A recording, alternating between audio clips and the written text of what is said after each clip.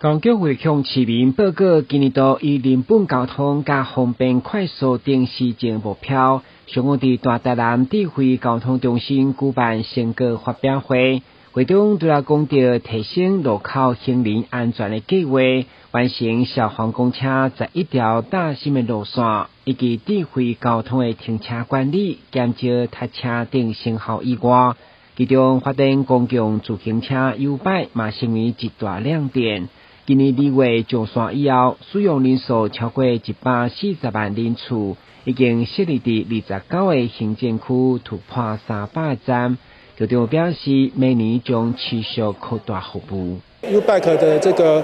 成功营运呢，改变了很多在市区很多的这个民众生活的这个日常的行为，不管是上学或者是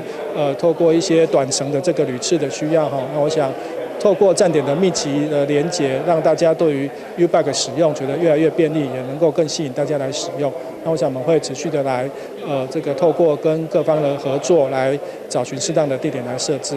台南对T摆改成 U 摆公共自行车系统备受好评，民众嘛期待明年会当延续前半点钟免费的优惠电服务。未来希望就是看市政府能不能就是再提供久一点的前半个小时的优惠，或者是市民也可以再多一点的优惠，就是让更多人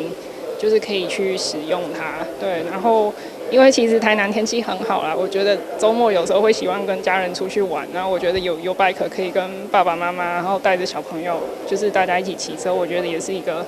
就是亲子同乐的一个不错的